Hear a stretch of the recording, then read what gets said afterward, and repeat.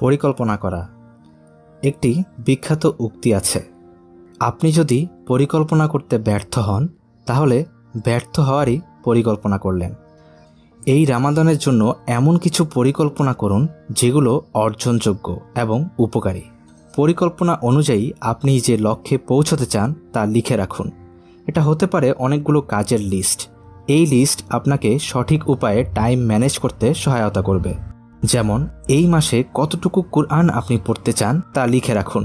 সেই অনুযায়ী প্রতিদিন কত সময় দিতে হবে সেটা নির্ধারণ করুন। টাইম ম্যানেজ করা। এই মাসে সবচেয়ে গুরুত্বপূর্ণ সম্পদ হচ্ছে সময়। সময়কে ভালোভাবে ম্যানেজ করতে পারার মাধ্যমে বেশি সওয়াব অর্জন করা সম্ভব। তাই যেসব কাজে কোনো কল্যাণ নেই সেগুলো থেকে দূরে থাকুন। যেমন টিভি, গেম, সোশ্যাল মিডিয়ার মতো জিনিসের পেছনে বেশি সময় নষ্ট করবেন না। অবসর সময়গুলো আল্লাহর ইবাদতে পার করুন। বেশি বেশি অর্থসহ কুরআন পড়ুন। ফরজের পাশাপাশি নফল নামাজ পড়ুন, জিকির করুন। দেখবেন এই মাসের আসল সৌন্দর্য উপভোগ করতে পারবেন, আল্লাহর নৈকট্য অর্জন করবেন। যদি এমন হয় যে কাজ করার মতো কিছু পাচ্ছেন না, তখন চুপচাপ বসে না থেকে জিকির করুন। সুবহানাল্লাহ, আলহামদুলিল্লাহ, লা ইলাহা ইল্লাল্লাহ, আল্লাহু আকবার। এই জিকিরগুলো করুন। এই শব্দগুলো উচ্চারণ করা সহজ, কিন্তু এর সওয়াবের পরিমাণ অনেক অনেক বেশি। ভালো কাজে নিয়মিত হওয়া। আল্লাহর কাছে সেই ভালো কাজগুলোই সবচেয়ে বেশি পছন্দনীয় যেগুলো অল্প হলেও নিয়মিত করা হয়। এটাই কিন্তু আল্লাহর সফল বান্দাদের বৈশিষ্ট্য, তারা ভালো কাজ নিয়মিত করে। রমাদান ভালো অভ্যাস গড়ার জন্য একটি মোক্ষম সময়।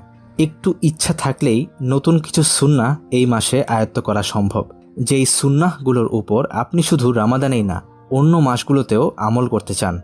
সঠিক পরিবেশ গড়া। যেভাবে একটা গাছ ভালোভাবে বেড়ে ওঠার জন্য পানি এবং সূর্যের আলো দরকার, তেমনি ঈমান বৃদ্ধি করার জন্য সঠিক পরিবেশ দরকার, যে পরিবেশে অন্যরাও আপনাকে নেক কাজে উৎসাহ দেবে।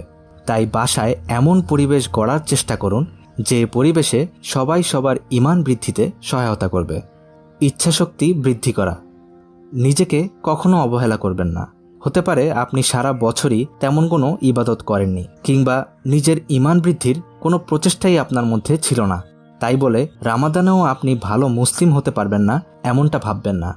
রামাদান ঈমান বৃদ্ধির একটি সুযোগ। এই মাসে ইবাদতের পেছনে যত পরিশ্রম করবেন ততই সওয়াব পাবেন।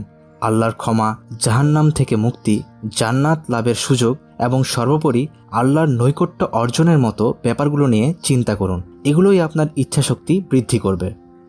আল্লাহ সুবহানাহু ওয়া তাআলা আমাদের সবাইকে এই মাসে বেশি বেশি নেক আমল করার তৌফিক দান করুক।